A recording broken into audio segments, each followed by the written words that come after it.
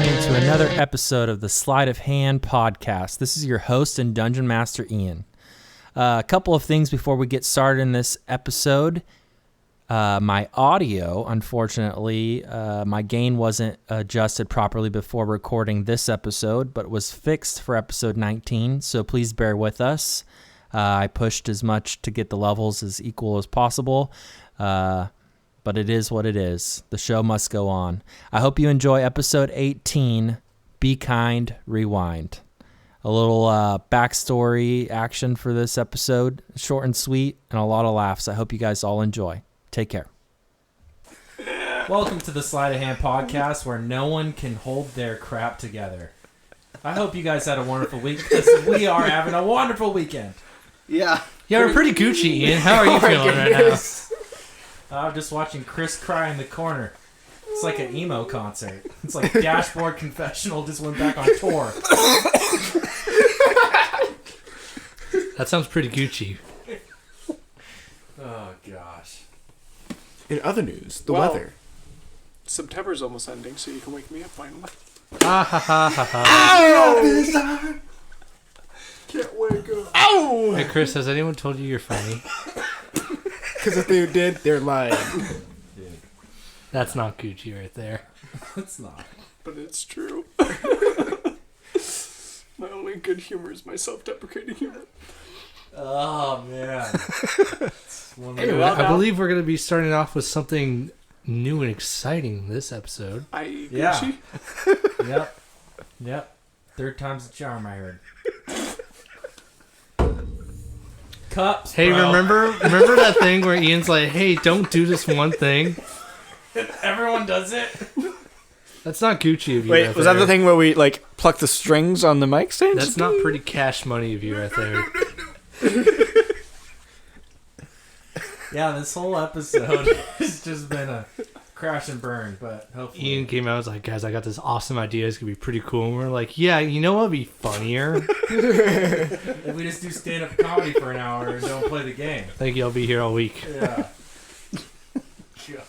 I live here, so.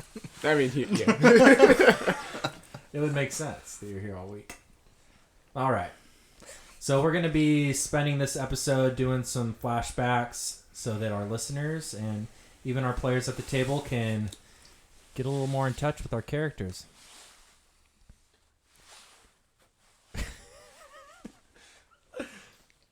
The sun is rising in the monastery on a cool, overcast morning. You can hear the birds singing in the distance. Looking over the beautiful hillsides, everything is green and in bloom. You can travel to the different buildings in the monastery up to these steep stairways carved in the hillsides. About every 200 to 300 steps is a flattened area, where small markets, places of worship, and other places of settlement lay. On a particular flat, you see a gravel-like area set up for training others in the ways of combat. You look down to see two male figures with similar braided hair pulled back in a ponytail. One older and another much younger. The older man with a Zeus-like beard and the boy baby-faced with a scar. The old gentleman dressed in casual leathers stands next to a rack full of wooden weapons and targets. The other male, a boy in his teenage years, stands there with an eager look on his face, wearing the robes from the monastery. All right, boy, you must stay inside the circles at all times, otherwise you receive a penalty. Hits to the arms and legs are 1 point, torso 2 points, and the head 5 points. A hit from me is a penalty as well. And at this time, Odebrand starts to walk the training ground with a sword and draws a circle in the dirt as a boundary line. Whatever I say goes, and when I call it, we're done. Is that understood? Yes, sir. I'm going to beat you this time. You can try, boy. No one has beat me in a long time. All right. At this time, roll for initiative. All right. 14. 19. Odebrand goes first, swinging his wooden training sword with a 19, connecting to Zediac's knee. Yeah, that'll do it. It's your turn. All right. That is a 9. You go to swing, and he just backs up, and the sword goes right past his waist, and he goes to swing again, hitting you right on your shoulders. Natural 20. All right. And then as you kind of fall down on your other knee, he hits you again, and you kind of face plant into the dirt. Your turn. I'm going to roll off to his left. Swipe up with a 5. So you roll a 5, and Odebrand backs up, just kind of laughing some more. And he walks back to the table, grabs a handful of javelins, and starts chucking them at you one by one. Now dodge, boy. This should be easy for how small you are. You couldn't hit me if you tried. Roll to dodge. 6 times. 6 times. Okay, yeah. He's just launching him at you. All right. 15. Okay. 17. All right. 8. That one hits you.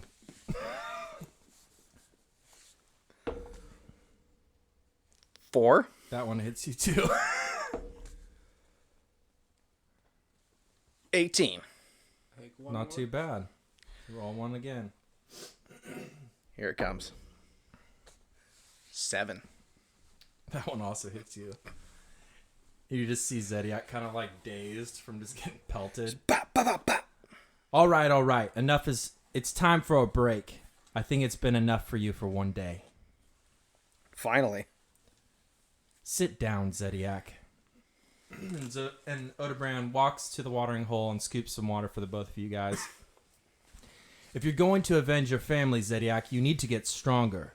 You are impatient and weak of mind. Always being in a rush to strike first may be your downfall, boy.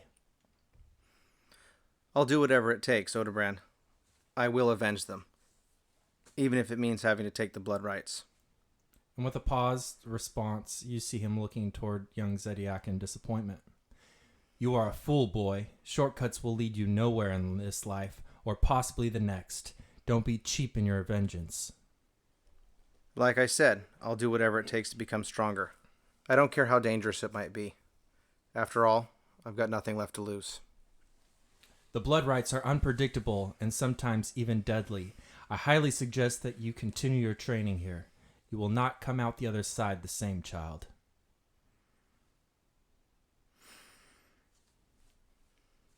I'm too determined to die. I can handle it. You aren't as strong as you think you are, Zediac. Determination only gets you under a raised sword. Training and strength, both physical and mental, will get you out alive. And judging by how well you did today, you need more of it. Enough of this foolishness, and run the stairs until nightfall. You can eat again tomorrow. But... It's yes, sir. Yes, sir. And we pan back out. It is midday in Lavertil Keep, and we enter the Shadecrest Manor, and in one of the libraries is a housemaid, Jane, standing there with young Adam, teaching him etiquette on posture. Now, Adam, stand up straight. I've stood up straight, the book will fall. I'll tie a broom to your back if you can't get it right. You wouldn't. Maybe I wouldn't, but your sisters would. Don't tell Shanalot. She already teases me enough about it. It is kind of funny. I don't know why you guys need to learn all this stuff anyways. I think you walk just fine.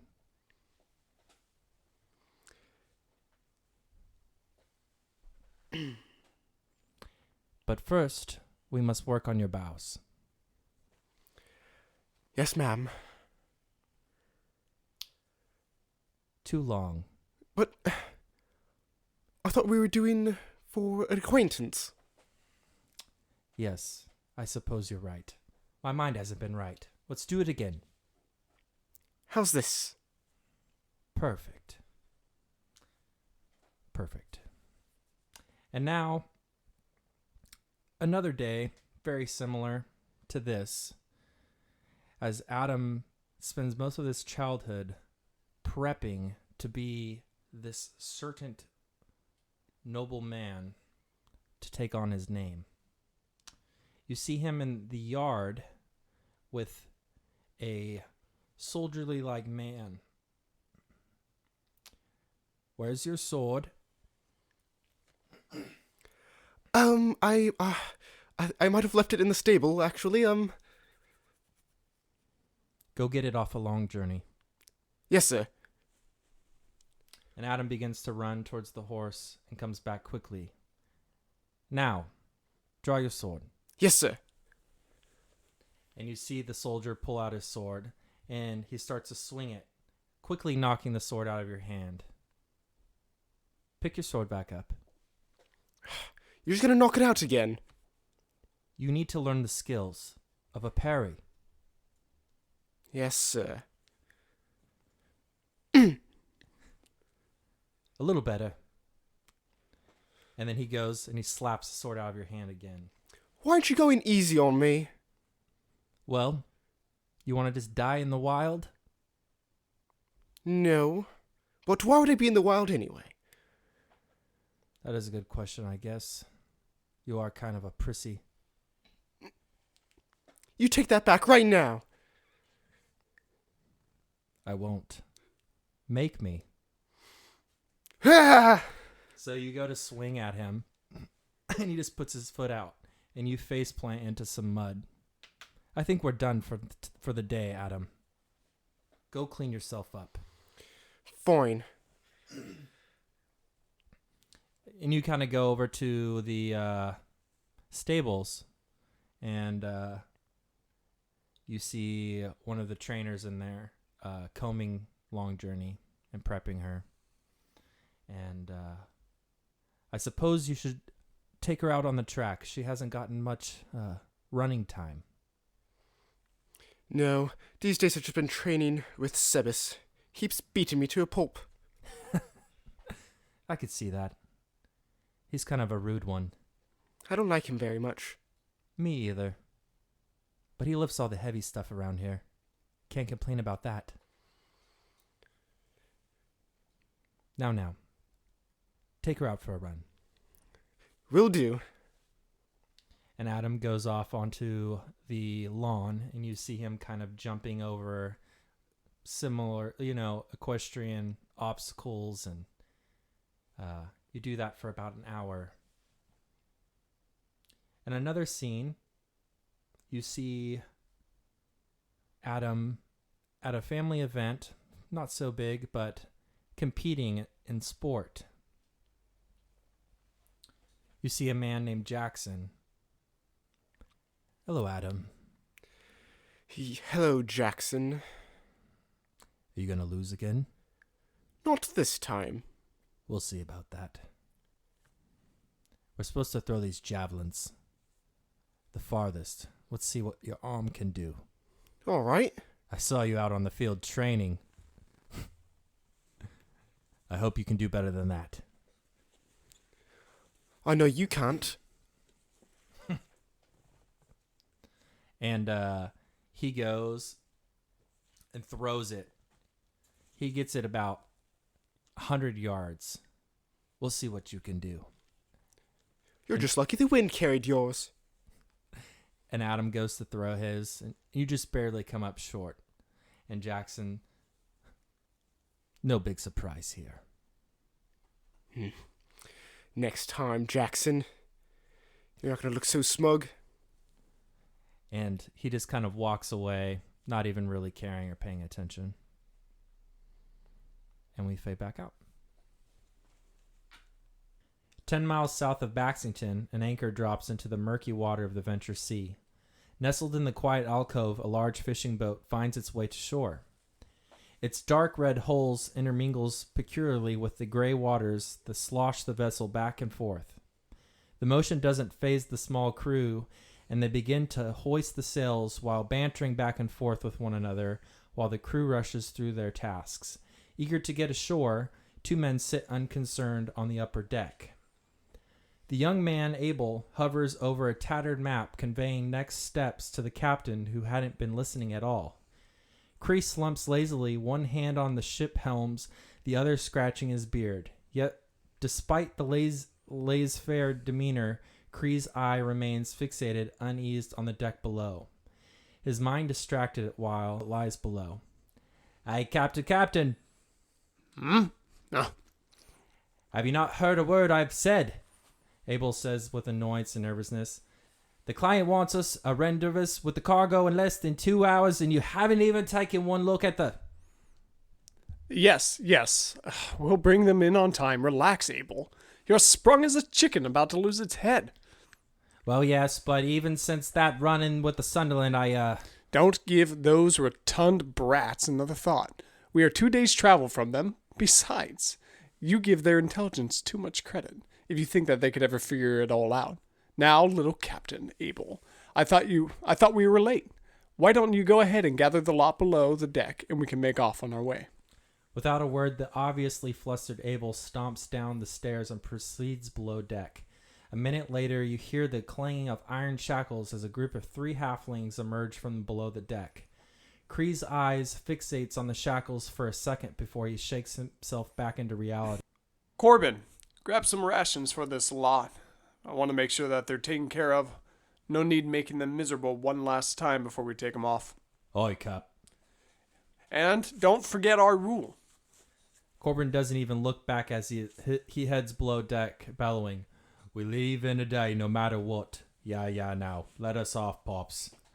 Kree smiles, and after the halfling enjoys a short lunch, Abel, Kree and the halflings make their way to shore and are off. The halflings parade up front with Kree directing from the back, then followed by Abel. Abel whispers, "Why waste the food, Cap? They are off our plates in less than an hour." We were hired to transport them, not to starve them. I wasn't the biggest fan of this little envoy of yours. I won't have their situation made worse on my watch. The 5 of them navigate the forest as they head further west to the base of the parch of cliffs a few miles out. As they near the base of the cliffs, Abel tenderly takes the lead, guiding the party to what appears to be a forgotten mine shaft. Once inside, the age of the mine shows itself. Cobwebs and dust litter the tunnels. Abel gives light to a small torch as Kree shifts his eye patch over. Muttering to himself, Kree says, Quaint little hole here. The halfling in front of him cocks his head back and gives Kree a nervous smirk as he tries not to laugh. Kree looks at the halfling half apologetically. Sorry, Perdak. Nothing personal, of course. It's just business. Perdak turns forward and whispers, "I know." After rounding a corner, the party walks another minute and approaches a splintered door. A flicker of light shows through the door opening, but the room on the other side is silent, as a corpse, leaving only the echo of the iron shackles. Abel reaches out his hand to knock, but the door swings inward. Before his fist makes contact, a rough-looking but unmemorable man opens the door and silently beckons the party, "Come forth." The man sits on the other side of the room at a table, giving no mind to the party as they creep in. Kree takes note, one look by the door, another at the table, and a third attempting to remain hidden in the corner besides the door. Oh, a lively party we have here. Abel, won't you say, you savvy pup? The man at the table, "No need for pleasantries here. Here's your pay." The man at the door tosses a sack of coins at Kree's face, who promptly catches it without flinching or breaking a smile. Only when he notices that the bag feels lighter than expected does his face change, just a wince, but not much more. Tossing the bag to Abel almost dropping it. "Is it just me, or does our compensation feel a touch short? It wasn't fun traversing past those pirates, and The man at the table, "You were late, so we cut your pay." Abel stammers, "We were right on time." The man at the table, "You must not have got the memo then. We moved the time up 2 hours, and you were late. But that is not our concern. Be gone. Our deal is complete." Kree, furious, begins to walk forward. A deal is a deal. It's bad business to alter a contract mid-course, so I only come and ask you one time. Kree feels an excruciating sting course through his right leg as a glistening dagger lodges its way into his upper thigh. after being thrown by one of the men from behind. A fight starts to ensue. Abel runs away. Cree fights and kills the man at the table and the guard from the door. Cree, ready to fight the other guard, falls over paralyzed from poison. The other guard laughs and leaves him to die, taunting him and laughing. As Cree begins to fade, he catches eyes with Perdak and the other halflings. He reaches out for a nearby pickaxe and breaks the chain linking them together, and everything fades away. The night starts to fall in the seaside city of Laredra, the elven city of Alanasork. You see lit treeside homes spiraling down gigantic redwoods, and one particular home. We zoom in through the window to see a small family sitting at a dinner table, preparing a meal for supper. To the left sits a male elf by the name of Varys, and on the right, his wife Ash. As the table gets wrapped up and the food ready to be served, you hear Ash call out, "Estella, come downstairs. Supper is ready." And you hear a young 7-year-old girl hurrying down the stairs. With a smile on her face, she announces a new special trick. Mommy, look, I learned a new trick today. With a confused look on her face, "What do you mean by a new trick?" She goes to close her eyes and begins to focus, and all the white light filling the room turns blue. Estella's father, with a disapproving look on his face, abruptly drops his silverware on his plate and looks over to his daughter, both curious and confused. "Where did you learn to do that, Estella?" Pointing out the window, she says, The little birdie taught me. Ash, the mother's confused look, kind of ushering Estella towards her. "What birdie, sweetie?" The birdie that visits me when I'm in my room alone. Like a real bird? Or your stuffed animals? My friend, little birdie, they visit me when I'm sad and alone. Estella's dad looks at her. "Enough of this talk. Hurry on over here and eat your food. Then off to bed with you." The family begins to eat in silence as Estella looks around the table. She sees that her mom seems a bit sad, and then to her father, and just feels coldness from him. All this little girl has longed for is the approval of her father, and it seems like nothing she's done has gained any type of respect worth mentioning in his eyes. The family finishes up the dinner and sends young Estella off to the bedroom. "Lock the windows before falling asleep, Estella." We journey together with Estella up into her room, where her mom tucks her in and kisses her on the forehead before leaving the room, bidding her good night. As mom leaves, she shuts the door behind her, and you hear a light peck on the glass pane window. The young girl sits up and pulls back the curtains to see the silhouette of a little bird, and as quiet as possible, little Estella opens the window and whispers, Don't worry. Daddy doesn't like me much either. But I'll still be your friend. I mean, if you want. The bird hops a little closer and looks at the girl. Estella gives a tiny giggle, and the birdie and a little pet on a head. Can you teach me more, please? No words were spoken after that. A moment of silence. I promise. Thank you. She said, filled with excitement. Estella, sweetie, are you in bed? As her mom calls out from the hallway. Yes, Mother. I gotta go. I'll be here tomorrow night. I promise, little birdie. She hugged it a little, and the bird flew off into the night sky. Estella runs back into her bed, climbing back under the covers with a wide smile, so that Mom wouldn't know that she had gotten out of bed. What's up, everyone? This is Ian. I just wanted to pause for a second and let you know this portion of the podcast is more of a behind the scenes. I got through all of the lines for all of our players, and last but not least is Thomas, Johnny, and we had such a hilarious time recording this part that we wanted to leave all of the bloopers in for you guys to enjoy as well. So I hope you laughed just as hard as I did. Please enjoy. Johnny is sitting by himself in a grove in the forest near his family's home. He is practicing his lute, going over all the chords that he has enthusiastically learned over the past few months. From behind him, a hooded figure approaches, silently watching the young Dragonborn play for a few moments before stepping out of the shadows. Johnny is at first startled until the figure takes off his hood, revealing Johnny's uncle Tullio. I see you've been practicing your lute, just like I told you. Ah, Uncle, I didn't see you there. When did you get back? How was your trip? Were you able to do the thing you wanted? What places were you? Slow down there. One thing at a time. I just returned. Haven't even been home yet. I heard you playing and wanted to come check up on you. You are doing very well with this music. Oh, thank you, Uncle. I've been practicing every day, and I know all the chords you showed me. I even started writing down some song ideas. That's wonderful, Johnny. I knew you would take to music. Show me what sort of things you've been writing. See if you have a similar skill in songwriting. Here's my notebook.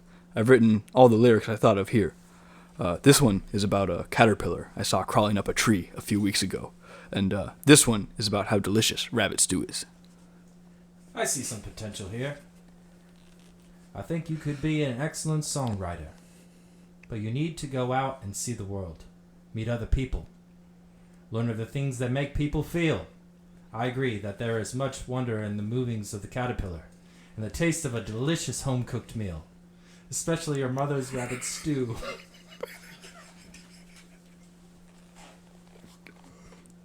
I really love her stew.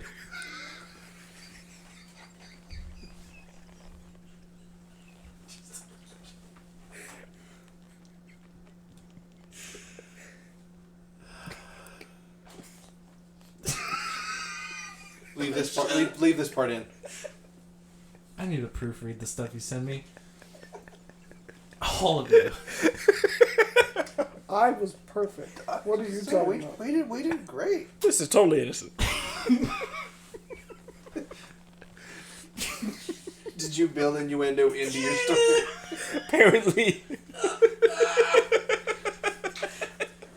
I see some potential there. I think you could be an excellent songwriter. But you need to go out and see the world. Meet other people. Learn of the things that make some people feel. I agree that there is much wonder in the movings of a caterpillar and the taste of a delicious home-cooked meal. Especially your mother's rabbit stew. I love your mother's rabbit stew. But only a few people will understand those feelings. Like my lute and your father. But the best songs are about things we all right on the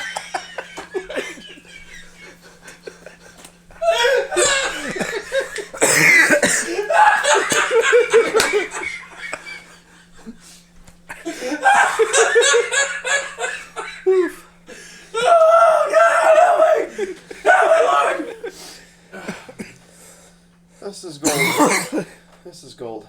Yeah. I'm glad I waited last to do yours now. Oh, man. Didn't you add that stuff in?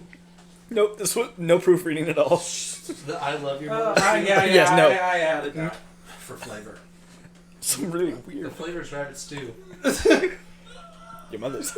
And you're still recording. I am. But you guys gotta shut up so I can take the line. Take it off. What is going on over there? The best songs are about things we all experience as a part of life. Well, what sort of things do you sing about, Uncle Tullio? I sing about how people see me and us and each other. Sometimes I sing about how powerful and inspiring I am, and I try to inspire others to try their best. Sometimes I sing about how intimidating it must feel to have been surrounded by the family when we were hunting goblins or gnolls or other such nuances. Oftentimes you will find that you don't even need to sing, and that just the words you use can illustrate the point you are trying to make.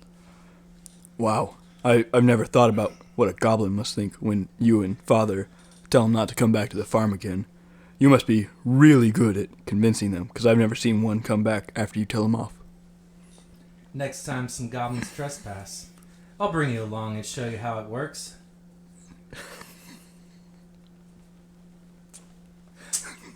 Next time the goblins trespass, I'll bring you along and show you how to use your words to convince them not to come back. It doesn't always work, mind you. Sometimes they have no idea what I'm saying to them. And if that happens, your father could just teach you a thing or two about using your weapon. Oh, this old thing? I know plenty about using this. Haven't had a fox try and get into the chicken coop in quite a while since I started convincing them otherwise. But are goblins the only thing that you convince, Uncle Tulio? Besides your mother? Not at all.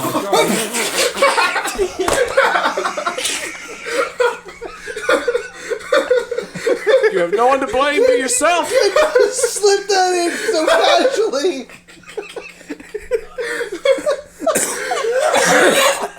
Oh, gosh. You gotta leave that in. You gotta leave that in, please.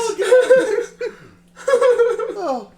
Wow. Okay. Where was I? You guys were doing so I great. believe you're convincing his mother. Yes. Probably tell your wife you're going to be here in another 3 hours. I'm gonna text her right now because there's no way I'm getting done at 9 o'clock. It's 7:30 or 7:40. Still dead. What was the last line you said? Are goblins the only thing you can convince? For 2 hours. Ooh, you might leave at 9. Why have I not found it? Why can't I find it anymore? It's like right in the middle of it. Convincing Johnny's mother.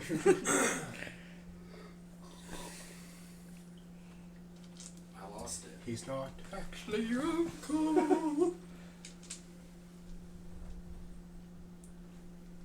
Innuendo.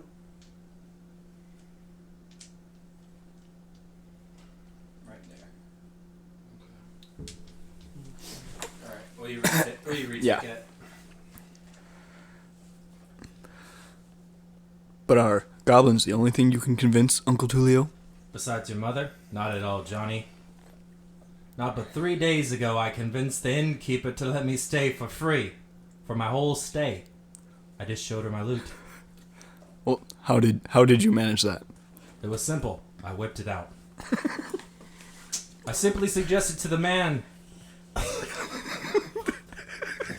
a good business... Chris! I simply suggested to the man that a good business practice would be letting people stay who might otherwise be aggravated and burn down his establishment. He was quite confused, but then I simply slid my hood back and let him see that I might be one of those capable of starting such a fire. And he offered me a room and board for as long as I needed. That seems wrong, Uncle. You threatened that man and took advantage of him. I did share my loot. And I don't think at all, Johnny. I was never going to burn down the inn. I like it there. They have an excellent roasted duck. No, I simply let him think that we would, and he chose to give in to bigotry. Bigotry. Bigotry. What do you mean? Bigotry. Doesn't it seem wrong that he simply... God! Doesn't it seem wrong that simply by seeing that I was a dragonborn that he would assume I was the type of dishonorable vagrant who would burn down his inn if I didn't get my way?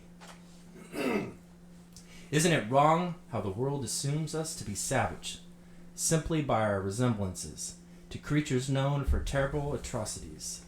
If only they thought for even a moment and recognized us to be the bronze, and remembered that the bronze dragons are the most honorable and noble breed. I don't think it's wrong at all that the world has spit at us and that we should take a good fortune when it comes our way, even if we had to give a little nudge to get that fortune moving towards us. I guess that makes sense. You didn't actually do anything wrong, except take an offer from someone who is afraid of you. It's not really your fault that he's afraid of you. Exactly. Not my fault. Not any of our faults. Remember, Johnny, this world is against us, and so we have to take what we are given. Someday we may be able to go around without disguising ourselves, but that day has yet to come.